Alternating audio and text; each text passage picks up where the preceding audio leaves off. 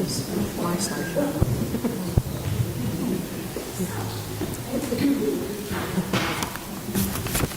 So we're going to get underway.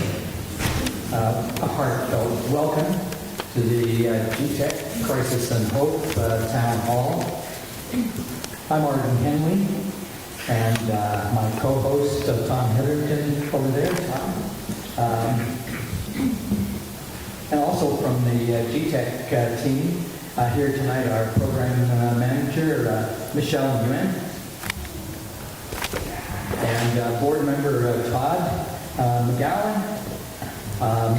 our marketing director and on camera, Ken Lapp, and former CBC reporter and sometimes blog poster on GTEC, Bill Stoven, he'll be also covering tonight's meeting from a journalistic point of view.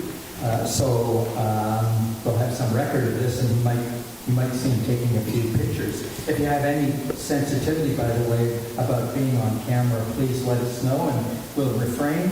We are going to videotape the opening, including some comments from our guest speakers, comments and song, and then we'll turn the camera off. So you needn't feel concerned that we're filming the whole thing. Well, we also would like to begin by acknowledging that we meet tonight on the unceded lands of the Musqueam, Squamish, and Sedicut peoples.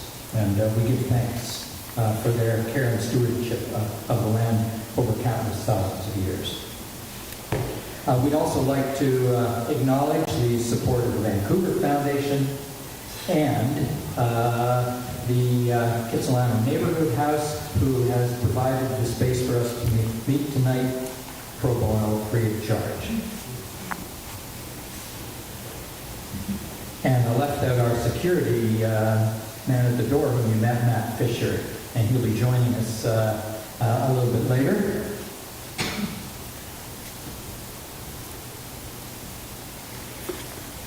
Just by way of context, before I hand over to Tom, this is a time like no other time, fraught with peril and rich in opportunities. It's a time like no other time because we recognize we've been on a 300-year fossil fuel binge, and we're going to have to stop. It's rich in opportunity because as human beings, particularly when our backs are against the wall, we are incredibly creative. Especially when we can be creative together. And that's the theme of tonight's town hall is our collective creativity. Okay. Oh, welcome. Yes, welcome. So I'm going to hand over to my co-host, Tom Hetherington, to introduce our guests and also provide you with a little more context for this evening. Hi, can you hear me? Is it on? Yeah. Yeah, okay. My name's Tom Hetherington. I'm a homegrown 68-year-old baby boomer, retired social worker, counselor, former leader of the Green Party of British Columbia. Briefly, I'm also an environmental activist and a proud member of the Extinction Rebellion. I'm inspired to action by people such as Greta Thunberg. I'm informed by the IPCC report. My climate knowledge has created real emotional problems for me. I'm starting to lose it. The emotional threshold for me began when the penny dropped, and I actually felt what the consequences were of this crisis.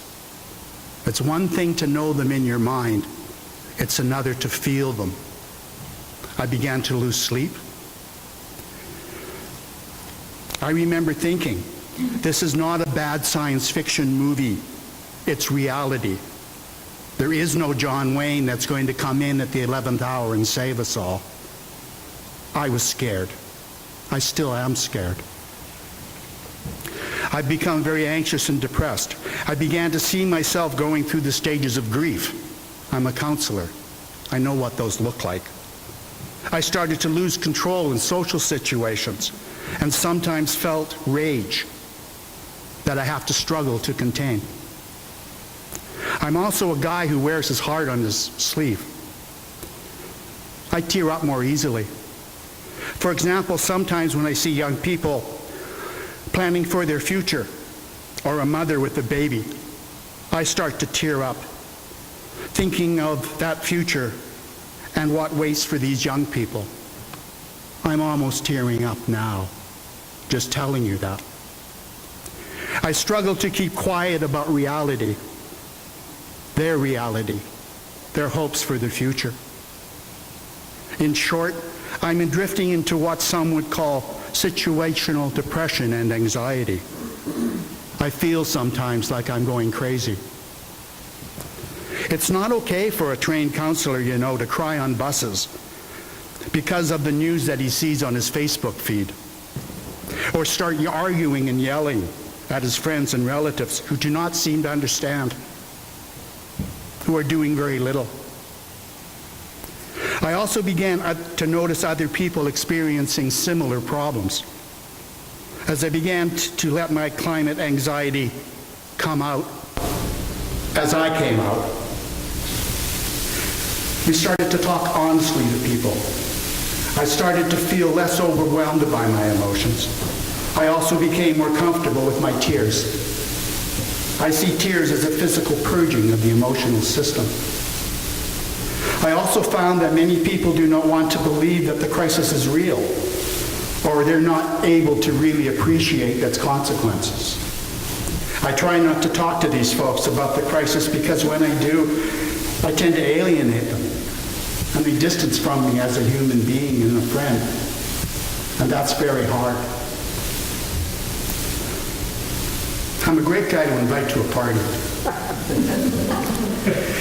I've also found comrades who do provide a willing ear and support.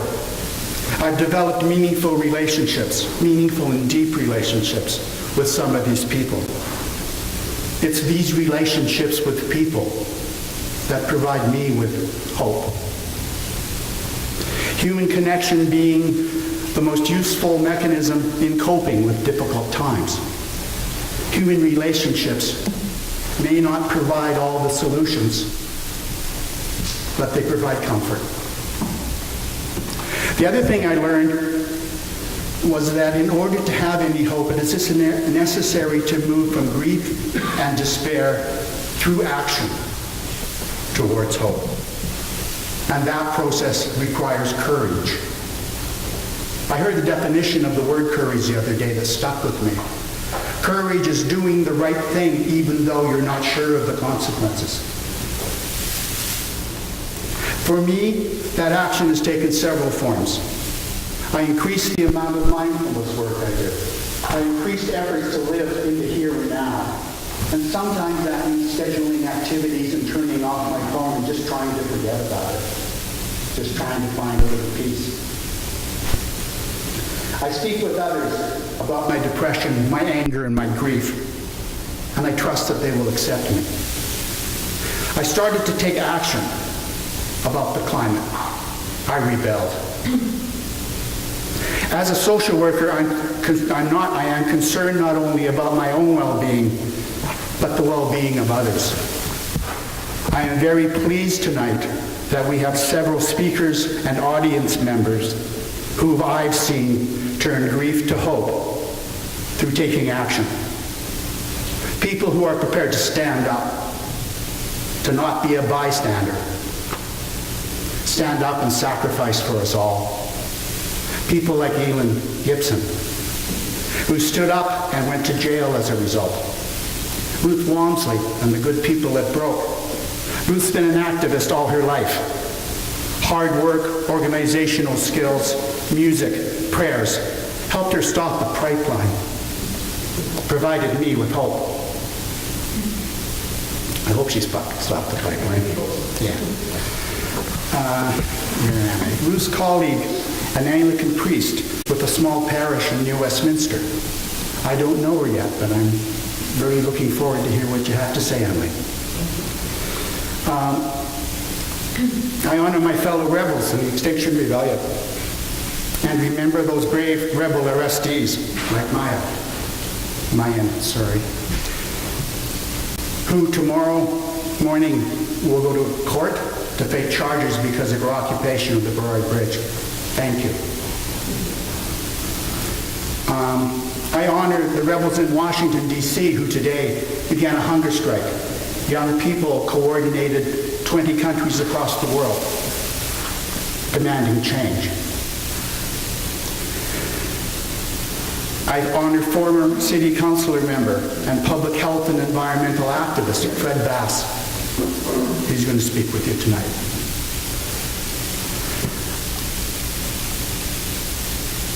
Although they didn't send a representative tonight, I would be remiss to not note and honor the sustainability teams. Yes. And the Fridays for the Future folk. These are brave young people who are on the streets every Friday. These people are my comrades. Some of them are my friends. I am very pleased that they have agreed to speak with us tonight about moving from climate grief to climate action. Thank you all for having the courage to come here tonight. Together, let us learn how to cope with the unthinkable and to come to believe another, better world is possible. Clochine on each, there we go. With that, I would like to introduce Rick.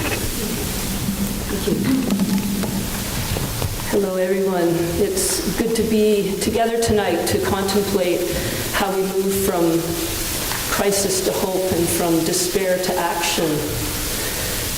About 7 years ago, when I first learned that Kinder Morgan was planning to build a new pipeline from the Alberta tar sands to my neighborhood in North Burnaby, I responded by helping to form a community group called Burnaby Residents Opposing Kinder Morgan Expansion, or BROKE. And for the past 7 years, I've been involved in organizing and participating in numerous rallies and town halls and other events which have been designed to increase awareness and mobilize resistance and hopefully influence our decision makers to reject this project. It's been a long struggle and it's not over yet. There's a high potential for burnout on the part of all of us who open ourselves to the full magnitude of the planetary crisis that we are facing right now. And all the more exhausting for me is the polarized tone of the whole climate struggle. It is one which is grounded in an us and them worldview that pits people against each other and alienates people. And I find it very exhausting. In response to this, I found myself seeking an alternate and a more spiritually grounded response to my activism. As a Quaker, my spiritual tradition involves gathering with other people in silence. And it occurred to me about 1.5 years ago to start holding silent meetings up on Burnaby Mountain instead of protests. And for the past 1.5 years, we've had 18 of these silent meetings on Burnaby Mountain. We started out meeting just outside the gates of the tank farm, and over time we've migrated to meeting just outside the watch house, which is not too far away from there. It's within full view of the Kinder Morgan tank farm. And if you've never been there, it is in the middle of the most beautiful forest with the sounds of birds and the wind in the trees. And for those of us who gather there, we can't help but feel how poignant it is to be grounded in this beauty, and juxtaposed to where we are is this tank farm, which represents the the fossil fuel agenda of expanding the tar sands and putting at risk everything that we love and are trying to protect. So meeting in that particular place is a very, adds a lot of poignancy to our meetings. These meetings, which we call Earth Witness worship meetings, are open, inclusive, and public. They are Quaker-inspired in that everyone who comes is encouraged to speak or to sing or to share if they feel so led. In the stillness of these meetings, we can become aware of a deep and powerful spirit of love and truth that transcends our ordinary experience. It can be a time of insight, of healing, and of calm. We seek in the silence to open ourselves to the still center of our being. And when we do this with other people, with a sense of common purpose, our waiting becomes an act of sharing and is often, can be a pretty mystical, wonderful thing. There's been a real sense of community and mutual support that has emerged on the part of those of us who have been gathering. And there is a kind of a core group. I mean, sometimes there's new people, but there's a lot of people who've been coming regularly. And I find it's almost developed into a kind of a support group for me. People who share my concerns and who find a lot of value in the silence. And all of us are dedicated to resisting in a peaceful and heart-centered way the destruction of what we love and hold dear. I did bring some handouts which just talk a little bit about it and talks about where and when they happened. So, sure. Okay, thank you. They'll be at the door on the way out. Thank you. There's three principles that I've come to understand which are key to me in sustaining my ability to stay engaged with my own activism. One of them is community.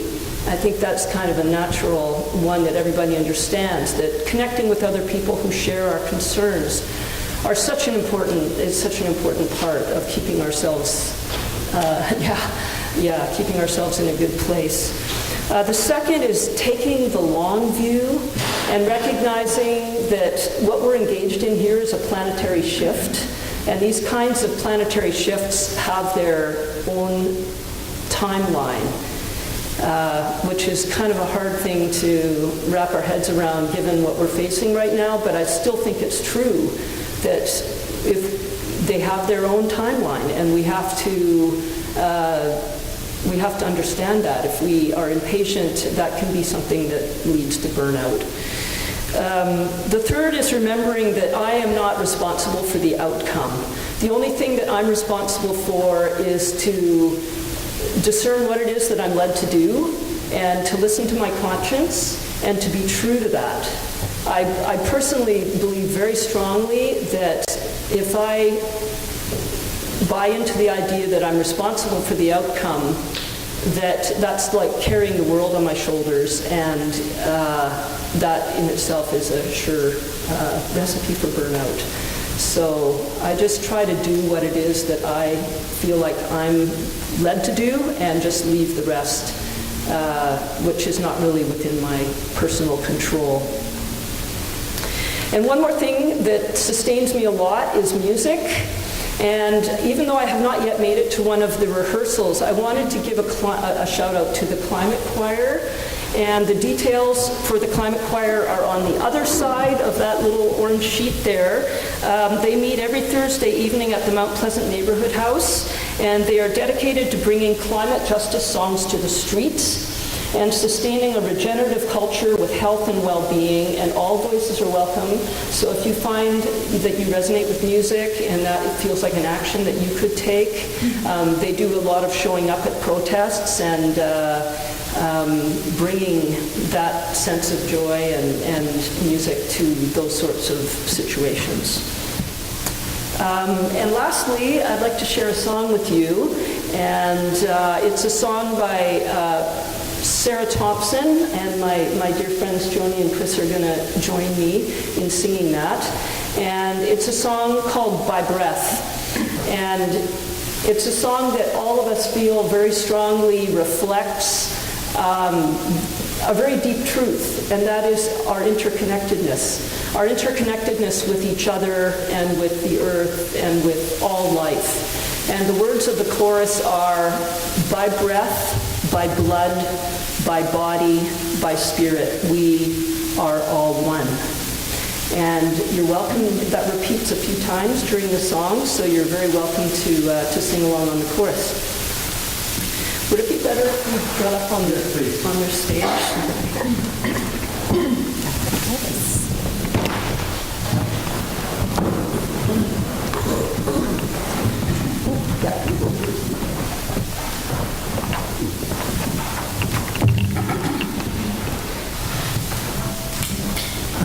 Do you want this up there or no?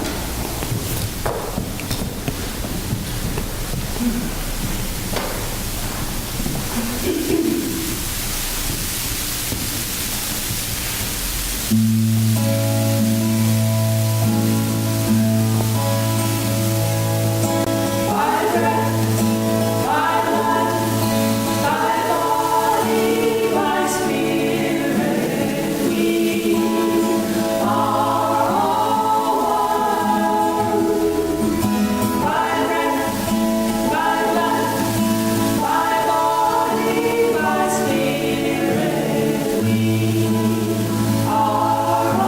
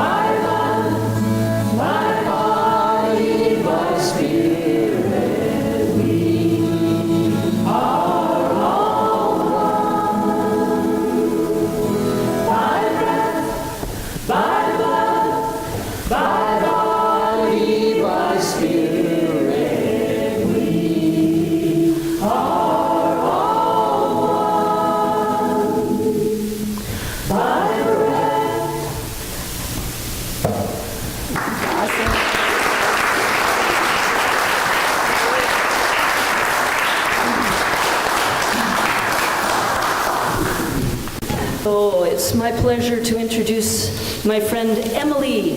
And Emily is going to... Emily is an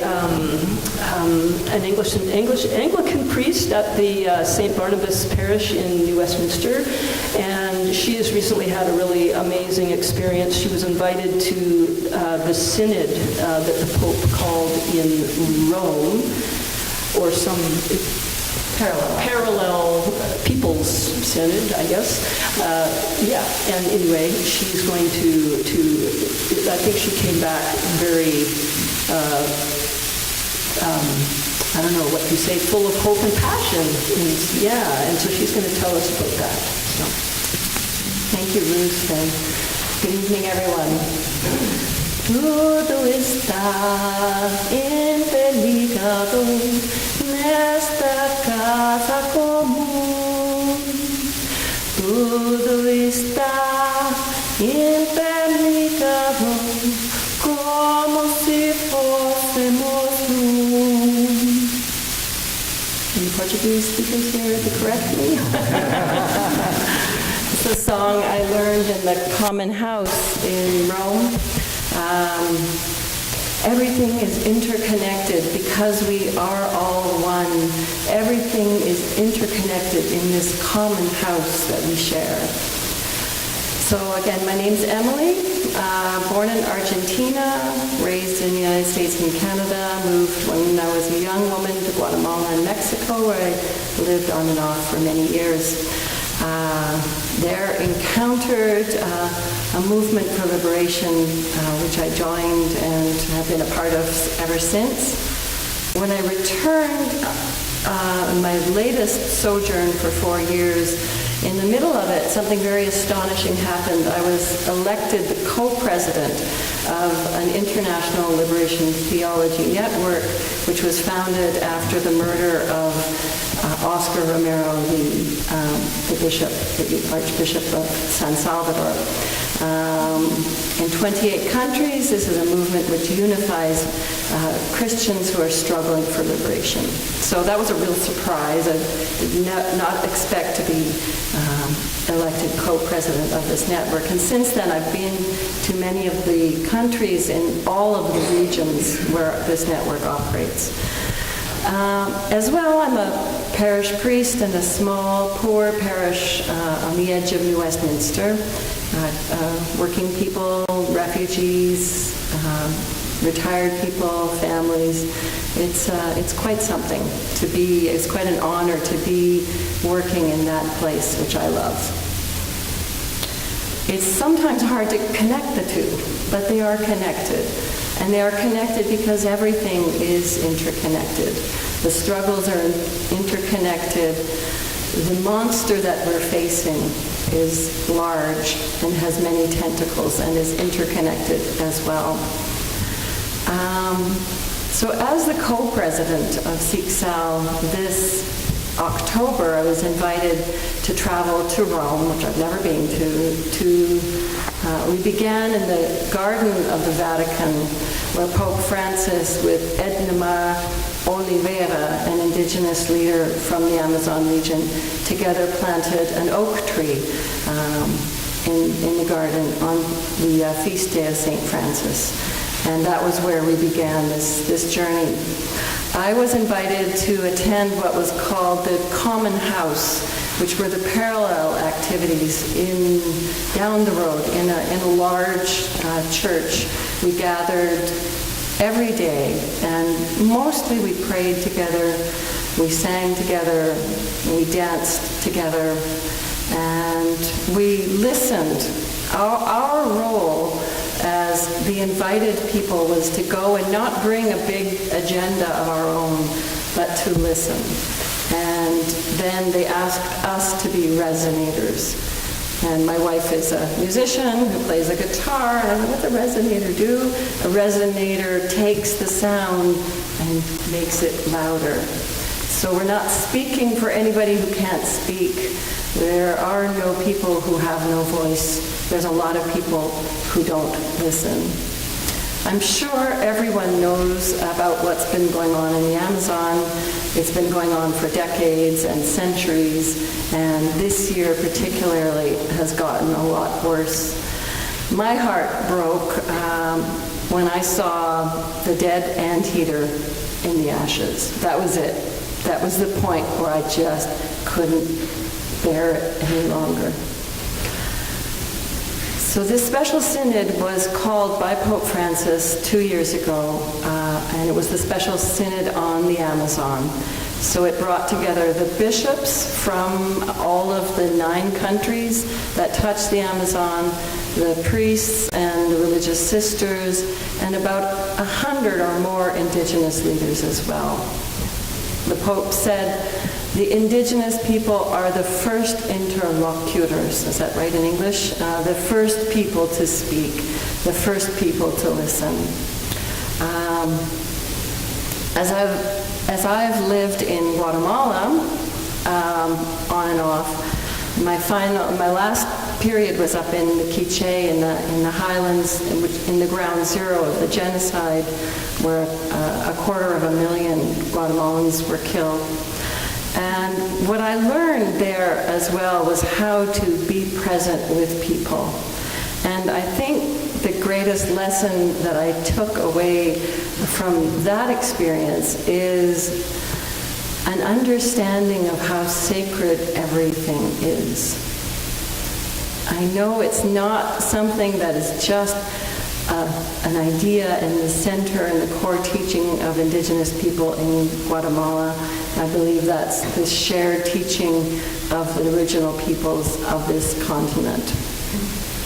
And I learned that it isn't my job to become an indigenous person, obviously, but no longer or neither could I deny what I had learned and what I had shared in those communities. And I believe that what I am called to do is return to my community and to hear the call to the sacred from within my tradition. Psalm 24 says, "The earth is the Lord's and all that is in it. It does not belong to anyone." There are many, many teachings about the sacred nature of the earth.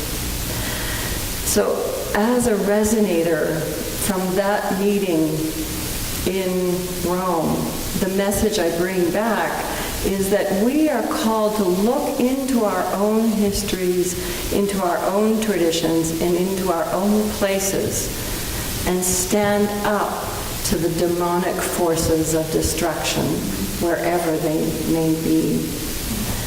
One of the most difficult things that I've had to do as a Canadian going to the many countries I have visited is to apologize. I have had to stand up before more assemblies than I care to remember to apologize for the actions of Canadian mining companies. Has anybody been to the opera recently, to the symphony, to the aquarium, to the Goldcorp Center for the Arts? Goldcorp is one of the worst violators of human rights in the world. Almost 70% of mining companies have their base here in Canada. And Tom is looking at me with that look. So I will wrap it up just to say that our responsibility is to return the sacred into our lives from wherever we find ourselves, and to stand up to this oppression, to this violence, wherever we encounter it. So, back over to Tom. Thank you very much. Thank you. Just to let everyone know as well, because I couldn't go to the Pope empty-handed, I made a little book about the places I visited and the struggles. And I was in jail too for the protesting of the mountain. So I got some stories here, and if anyone would like a little booklet, here, I'll put them over on this. Here, little book. Yeah, I'll put them over on this. You want to wake him up? You ready? Extinction! Rebellion! Extinction! Rebellion! Extinction! Rebellion! I'm very, very pleased to have Maya come and tell you a little bit about Extinction Rebellion. Before she does, I want to say that As an old boomer guy, you know, I'm used to having power and authority. As a white male, I expect it. Not correctly, but I do. I'm just so proud when I go and I see young women and I see young people generally providing leadership, that all I can do is stand back and try and just help them the best I can and try not to get in the way. Please.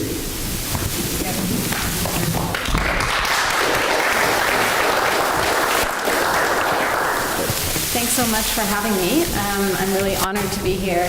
I feel, I'm not actually that young, I'm 33, but I feel really honored to be here with people who've been practicing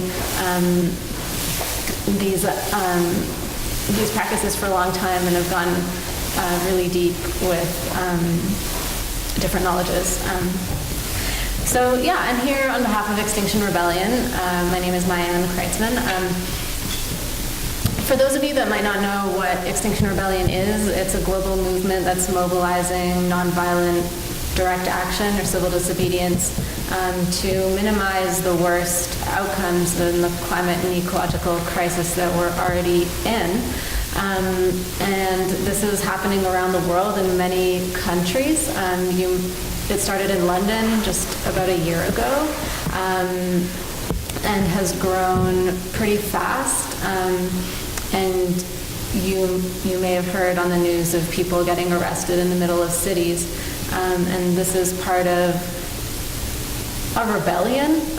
It's kind of hard to say that word because we're not used to hearing it, but it is a rebellion. It's basically a statement that says our social contract with our governments has been broken and we're no longer willing to cooperate with business as usual, which is just ecocidal and leading us into horrific futures and is already actually horrific for many species and human beings around the world today. I'm here sort of as a member of one of the working groups in Extinction Rebellion. It's a working group called the Regenerative Culture Working Group.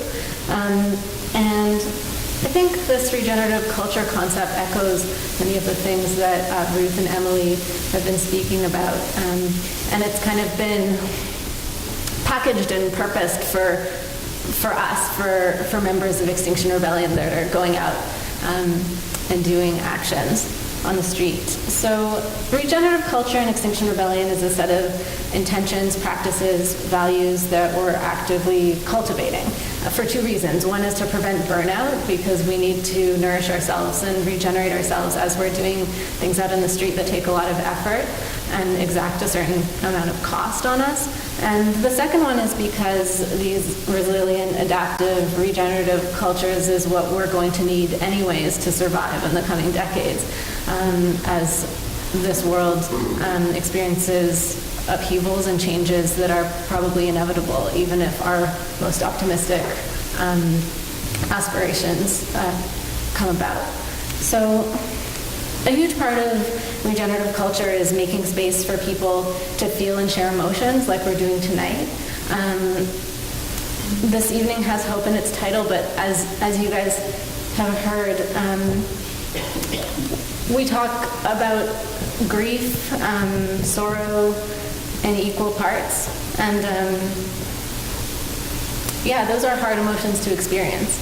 It's really easy to go straight from denial into a sort of nihilism and completely skip anything in the middle that would resemble actually feeling your feelings of despondency, grief, really grappling with the real science that's staring us in the face.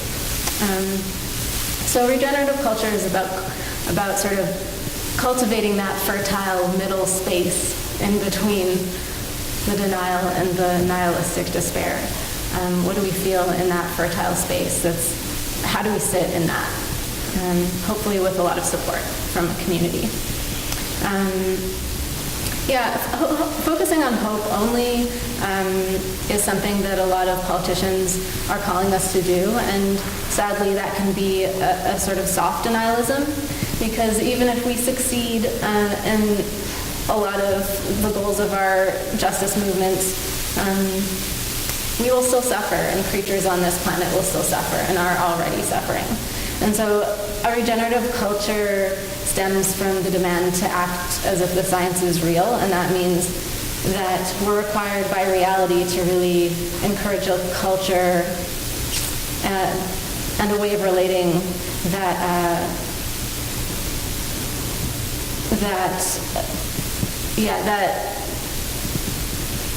that experiences ways of being that include grief, love, courage, humility, deep communion with the parade of the dead and the dying. And that's not something that our liberal cultures really do very often. And so it's a weird thing to try to do. But it's a very, interesting thing to try to do, actually. And I've found it enormously meaningful. And balancing acts of rebellion and action with faith and grieving the inevitable losses is a really tricky and ambivalent space to be in. For a long time, I know I didn't want to hear anybody who was talking about climate adaptation or anything like that, because I was like, no, but we're going to win this. And so being in that middle space where we're both grieving and adapting, but also acting with courage and with faith, with as much conviction as we possibly can, is something that I'm cultivating for myself, and I think many people in our movement are as well. So thank you so much for being here. If you're interested in Extinction Rebellion, come talk to me. I didn't bring any handouts. The outreach team will probably be annoyed at me that I didn't do that, but I'm happy. Are we the active web presence, right? Yeah, absolutely. You can certainly follow us on Facebook, Twitter, and I'm happy to just write your name and email down, and we can follow up with you. Yeah. Do it again. Thank you. We there? Still on? Thank you very, very much, not only for tonight, but all the good work that you do. Good luck tomorrow.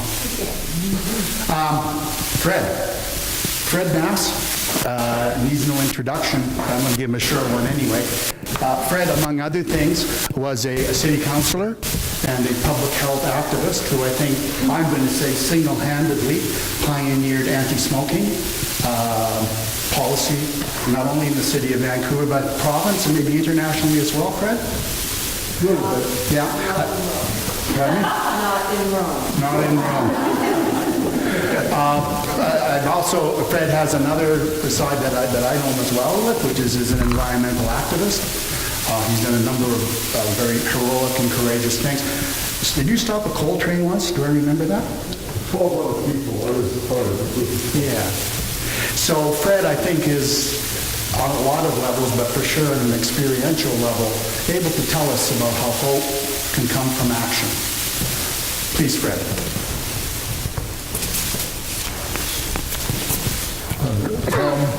Tom and Arden, thank you very much.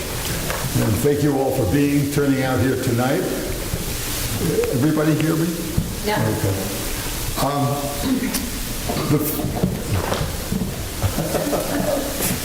Glad you did hear me. The first meaning of crisis implies intense difficulty, trouble, danger. It also can be a turning point. It also can mean a turning point. Hope means wanting something to happen that isn't happening now. When something requires urgent collective action, we often expect the government to step in.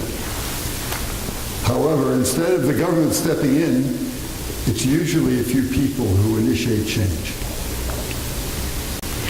We are facing an unprecedented global ecological crisis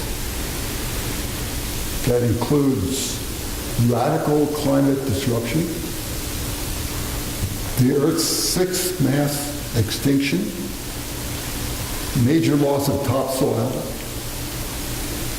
and much more that is causing social and political unrest. We can respond to this crisis by taking personal and community initiatives to build resistance. My definition of resilience is the ability to bounce back from threats. To face this crisis and to enhance resilience, we can speak our truth, connect with other people, with nature, and with ourselves, join with others to take action at the community level. To repeat, to face this crisis and to enhance resilience, we can speak our truth, connect to other people, connect with nature, and connect with ourselves. And we can join others to take action at the community level. To help people speak their truth, I facilitate free, one-time eco-resilience workshops limited to 12 people. I've done several of these with Vancouver's transition town known as Village Vancouver. The workshops are described on flyers. It says over there, but they're over there. In 2020, I'll be working with Village Vancouver and with other groups to offer larger eco-resilience gatherings to address specific aspects of building community-level resilience. Thank you very much, and thank you to the co-speakers and singers who did such a beautiful job.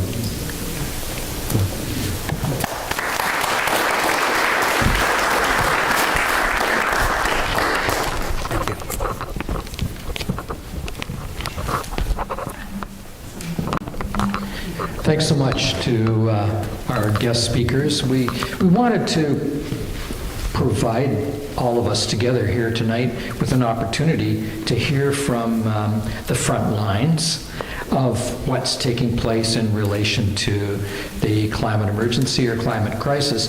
But to segue from one thing Fred said, we often expect or hope that government will take the appropriate steps, invoke the regulations that are required, provide the legislation necessary. And that's important. But as important as it is, GTEC's conviction is that unless we complement government's actions, or perhaps even provoke government's actions through community efforts, then we're not going to respond as well and wholeheartedly as we could. And that's really the purpose of tonight, is to come together in a very beginning way to begin to respond as community to the climate crisis. So it's now our turn to come together, and what we're going to do is break into small groups and take a little journey through a process called the Delphi, and then come back to share comments from each group, and then we'll close together with a song. So that's so. First of all, the process is very simple, and Michelle will provide each group with instructions and a pad of paper and markers. But the instructions are very simple, really. First of all, when you get together, share your ideas about each one of your ideas about how community can respond to the challenge that we face. And the idea then is that the one person in the group will collect everybody's ideas. And what we found through experience doing this process is many people will have similar ideas, and the team will then put those ideas into what we call piles. So similar ideas go with similar ideas. That's part 2. And then the third step, for each pile or cluster of ideas, we'll ask you just to make a very simple action statement. So it's a 1, 2, 3, and I've done this many times, so I'll be available to any group that has any questions. You have the instructions, as I mentioned, and also our guests will distribute themselves among the groups as well. So I'm going to number you off by 5, so if you'll just start with 1. 3, 4, 5. 1, 2, 3, 4, 5. 1, 2, 3, 4, 5. 1, 2, 3, 5. 1, 2, 3, 4, 5. I'll float. Be a butterfly. Do we float? 1, 2, 3. 4, 5. 1. Good, okay. So group 1 will meet in this corner. You can just take your chairs with you. Group 2 in this corner. Group 3 in this corner. Group 4 in this corner. And group 5 in the middle. So larger circle, please. It's a wrap, so pull back together into the large circle. So the plan at this point is to have each group report back.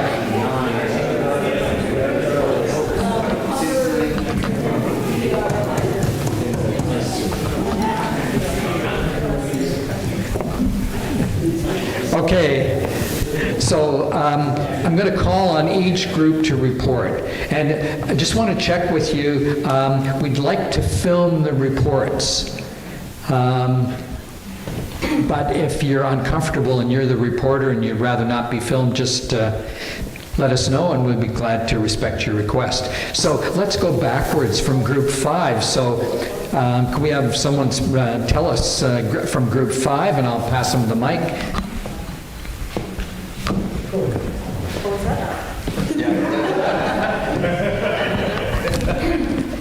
Hi, I guess I came late to grade 5. So we had a great facilitator. Walter took notes and we organized and put headings. So we have 5. We have a new one. 5 major categories. One is educate across the divide. And the idea that, we have to do a lot more education. We can't just talk amongst ourselves, the converted, that we have to reach out across divides and really sort of bridge the polarization across these themes. Next one is, and this was, we called it investing in resources for education.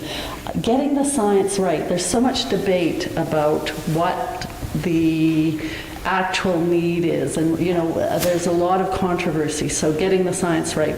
So this was things like resources for education, providing tools for monitoring our ecological footprints, giving people real resources to learn more about this. And then move to community planting and food activities, sharing potlucks, planting trees, but doing community activities that get more green and reduce our carbon footprints. The other one was walking the talk, that we need, if we're advocating for this, we really need to be taking individual actions ourselves so we serve as role models. And then there's a new one that just showed up, and that's advocate for change. That's it. Thank you.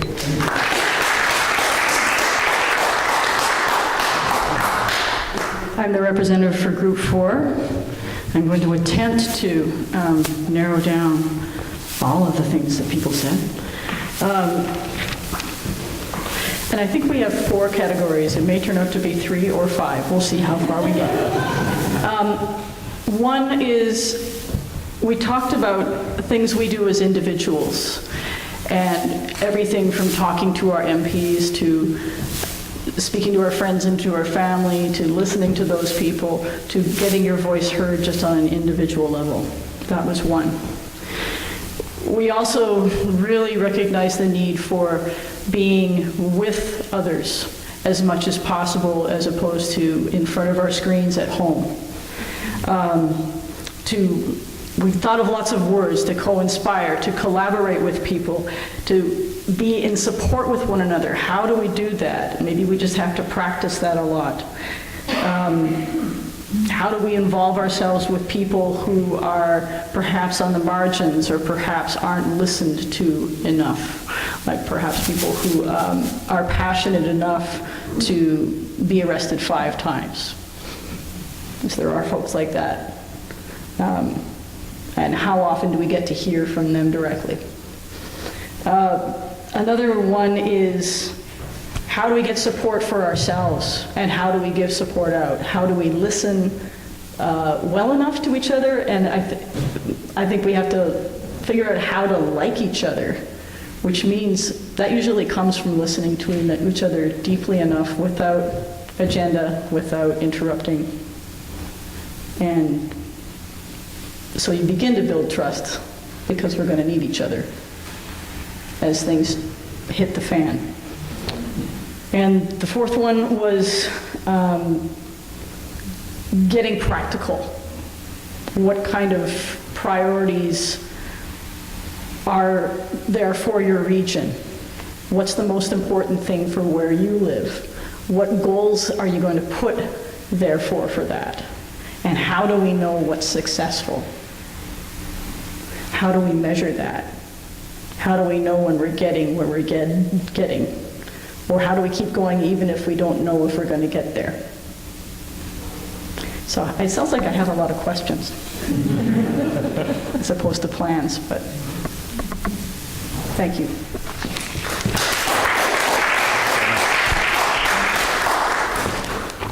All right, so a lot of our group along the lines of what people have already been saying. So our main areas of focus were changing the conversation, sort of action-focused conversation around, yes, we know we have all these problems, and especially for our young people today, they're just being hammered and hammered. Our kids are being hammered with, this is happening, and this is horrible, and this is horrible. But they need to understand that there's things they can do to fix it. So we talk so much about the horrible things that are happening, but we don't hear enough about what we can do to change it. Also, we have direct democracy, so civil disobedience and getting engaged, putting yourself on the line to stand up for what is right, engaging your community in that, and the other part of that is gathering your community. So what can we each do within our own communities to start to bring people together, whether that's spiritual gathering, because part of this that was mentioned earlier and has been talked about is there's a real mourning process that's happening right now. We have, for so many generations, been destroying our planet, and now we are seeing the fruits of our labor, which is very, very negative. And so there's definitely a sadness to that comes along with the need to stand up and do something about it. A couple of the ideas that we had, one would be something like a community climate cookout, where you could start a community engagement, because food brings everyone together. It's a great way to meet new people and a great way to engage your local community. And also events that are, Fred, I've forgotten the name of what you called it right now, but resilience training for your community. It's sort of similar to earthquake training, or what you're going to do in the case of an earthquake, but resilience training, so how your community can get involved in adapting to what's going to be happening in our very near future and what is happening already. Am I missing anything else? Does that kind of cover our topics? All right, who's group 2?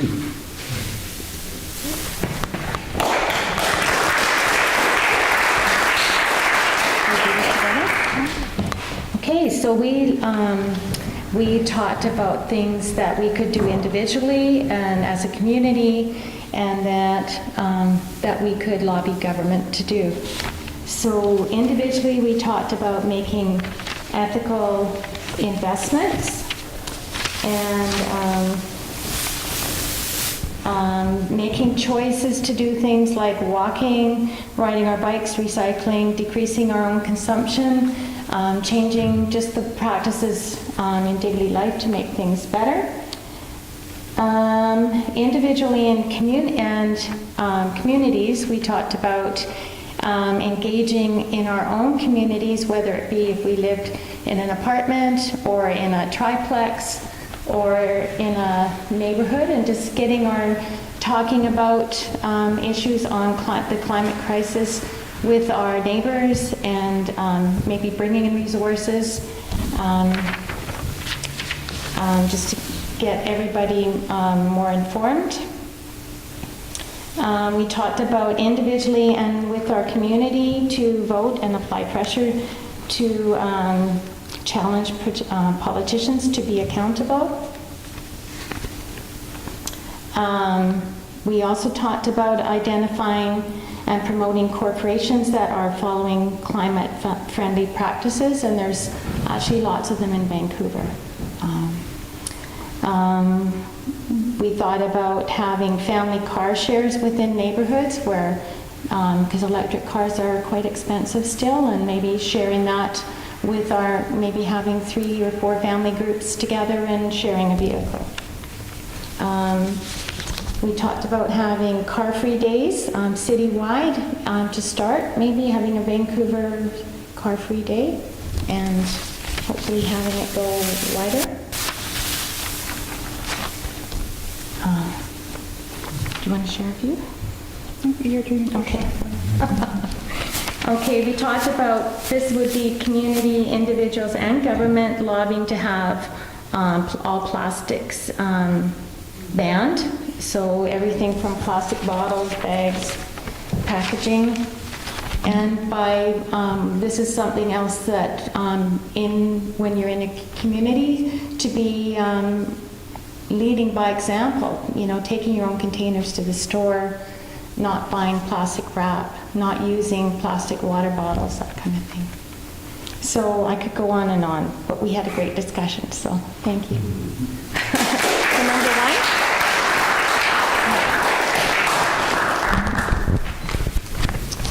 1? All right, we were group number 1, from Lynn over to Kathy. And we ended up with 4 overarching categories. They are practices, education, disrupting, and developing resilience. So, and all of those can be taken on a micro or a macro level, so either personal or on a larger community level. So under practices, you wanted us to do 1 action item for each thing. So the overarching one was moving away from using fossil fuels. That's the main thing for practices that we identified as an action item. So that would include not driving gas cars, eating less meat, reducing plastic, using renewable energy, that kind of thing. And then under education, I guess the micro one would be having a conversation with someone who doesn't agree with you. And on a macro level, it could be like advocating for change or lobbying your politicians for greener, more sustainable practices. And under disrupting, our action item was closing down the Nestle water in Hope. Yes, right. That's a very one that we all resonated with, or the idea of having a general strike was also popular. And under developing resilience, there was a resounding "Take Fred's workshop." That was our action item.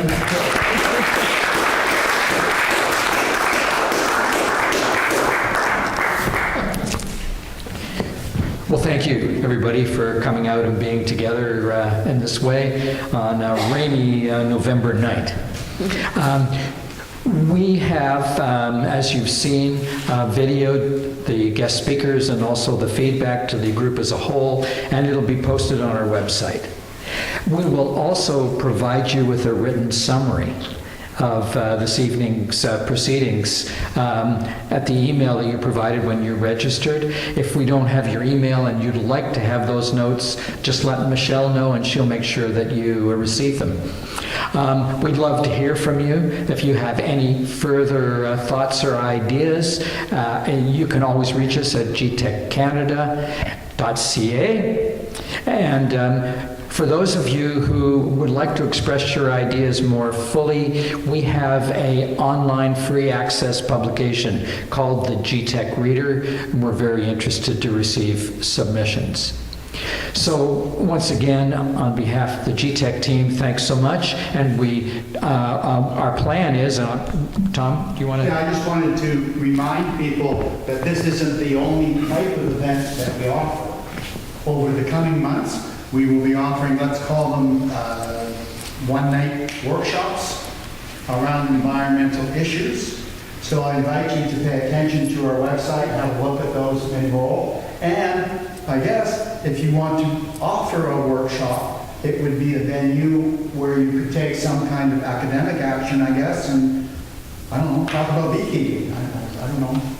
I just wanted to Thanks, Tom. We have a program called the Neighborhood Environmental Education Project that offers workshops. We did a series of 7 this fall here at Kitsilano Neighbourhood House. We'll be continuing in the winter and spring. And also, we'll also simultaneously be offering a town hall and workshops in the Collingwood area in the new year. One more. The last scheduled workshop is this Thursday evening. So if you're interested, please take a flyer and respond soon. Your eco-resilience workshop. Eco-resilience, last one's this Thursday evening. Great. It's in Western Kitsilano. It's limited to 12 people, so I don't tell people unless they register exactly where it is. It's in Midwestern Kitsilano. So out of respect of our hosts, we do want to wrap it up, and I'd like to invite Ruth and company to sing us out. Sure. Water's life. Oh, yes. So we have some lyrics here, and it's a song that it's by the same woman who wrote the one I sang earlier, Sarah Thompson. And it's a song that she wrote about Standing Rock.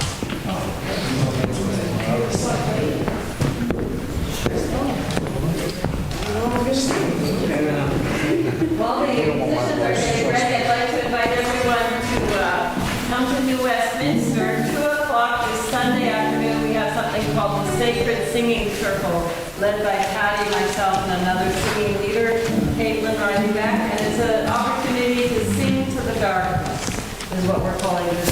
So we do it every month, the last Sunday at 2 p.m. up in New Westminster. Look up St. Barnabas Church. Yeah, they were supposed to be sort of double-sided. There's lyrics and then there's some information about the song. So just make sure you have a copy of the lyrics. Can you introduce the chorus? Yeah, so the chorus is Mini Wachoni Sing. Mini Wachoni is the, I believe, Lakota for water is life, right? Yeah. Mini Wachoni Sing. Water is life for everything. Or did you want to introduce? Did you want to say something else? There's another phrase there that says mitaku ye o yasin. And if you're someone who doesn't like melody but just likes to kind of chant, there's a way that you can just kind of chant mitaku ye o yasin, which means all my relations. Right. In Anishinaabe, I think. Right. And which means everything that exists on the earth, the sky, the rocks, the air, that are all our relatives. It's all connected. It's all connected. Yeah. Can we stand? I think it would be nice to stand. Sure. Yeah. It might be nice to stand even sitting for a while. All my relations come, every nation come.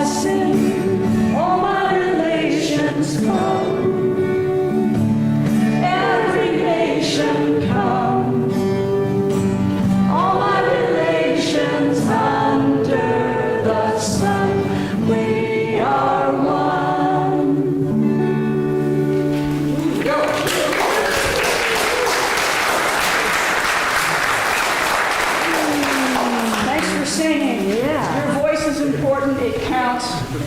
Awesome. Never stops, never stop. And I just want to say a special thank you, because I came tonight and I showed you what was in my heart, and you heard me.